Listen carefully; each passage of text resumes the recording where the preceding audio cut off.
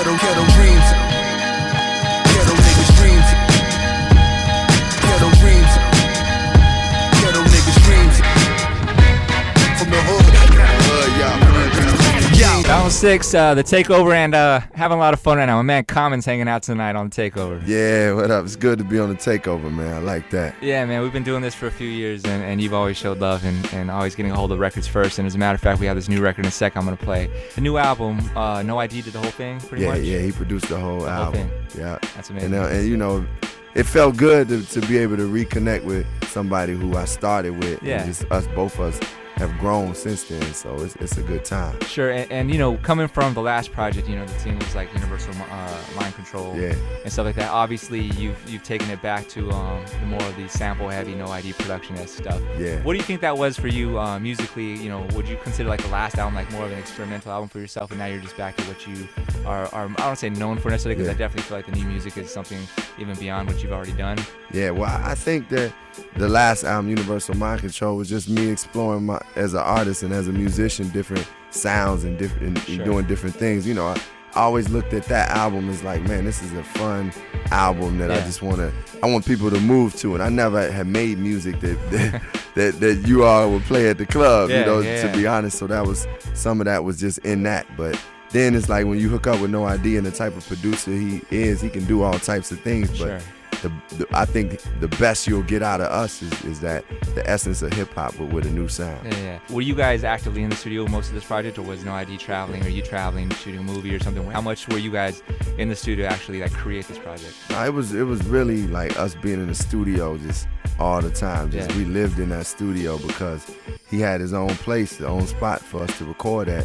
And actually, that was one of the most I ever been able to just lay up in the studio, just be around and just go through that process. So it felt good. It was really helpful towards me. Actually, we did the album in a short amount of time. Yeah. Let's get into this new record that you brought up to premiere tonight called Blue Sky. Blue Sky, yeah. It's the first release off the album, or at least first single. Ghetto Dreams was like that street single that we gave, but this is the next release that really is coming as a new reflection of the album also. It's that good hip-hop, that good music, man. So y'all check it out. It's produced by No I.D. This is Blue Sky. Let's play this record right now, the Takeover, Pound 6. Aston Martin King, Luther with dreams. The young Denzel, the way I move through scenes. I'm like a preacher that once was a fiend. A story of change that came with wings. Pretty is the skyline, the sky is my eyeline. Son of the most, so from up high I shine. Suited in Prada, stay mellow like Lala.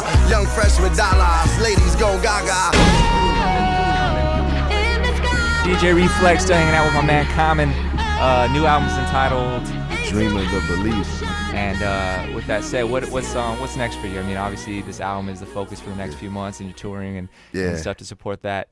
Are you shooting any films right now? Or are you taking out? Because you disappear every now and then. I like it's all good. Every now and then, Com's just gone, and I have to find out where you are. And like, oh, he's shooting a movie. He's on set. He's doing this. What are you working on? I know you got some more stuff up your sleeve. Yeah, definitely. I mean, along with the album, The Dream of the Believer being the focus for the next couple of months, I also have another piece of material coming out. It's a TV series on AMC, and it's called Hell on Wheels. That's premiering November 6th, and on AMC at 10 p.m. And it's about the building of the Transcontinental Railroad. So it takes place in 1865, and I play a freed slave. It's really like a Western. It's kind of like a Western, but it's all these issues going on of today. So it's a real cool show on AMC. That's awesome. Were you casting that? Was that something you came up with? Was that something you helped produce, or is that something that you stumbled upon? Yeah, I was cast in it. I actually had to audition and go through the process, but it was well worth it. I got to see some of the episodes, because it's a TV series. It's 10 episodes, so I got to see some. I'm like, man, this is raw. This gonna be cold out there. So I'm excited about that. And also, along with the album, we got the book One Day It All Makes Sense out. You've been busy. Yeah, man, trying to work and get nice things out there, Yeah, well, we always, I always appreciate you, especially like stopping by. Anytime you have a project, you always put in a little bit of work and come see the stations and come see the DJs, and you've shown me nothing but love ever since I first started here. Yeah, man. And I've been happy to reciprocate it on everything you've done. So. No, you always gave love, Reflex. It's famo with me, man. Yeah, and it's like, I mean, you know, not to turn into a complete fan at the moment because we are friends, but you know, like growing up, you know, through middle school and high school, listening to your original, like the old records that you did originally with No I.D. and stuff, and seeing I used to love her video and stuff, and just like sitting there like, oh, that's so dope, like just and stuff, and to like fast forward and have been able to meet you, you know, working on the B project or those projects with Ye and stuff, to the point of just now, it's really cool, man. It's like that makes me like excited anytime I see you on Jon Stewart or whatever. Like that's ill to me. Yeah, thanks, man. Well, thank you, man. And you know, I got a mutual respect for you. So from the time we've been around with working with Ye to,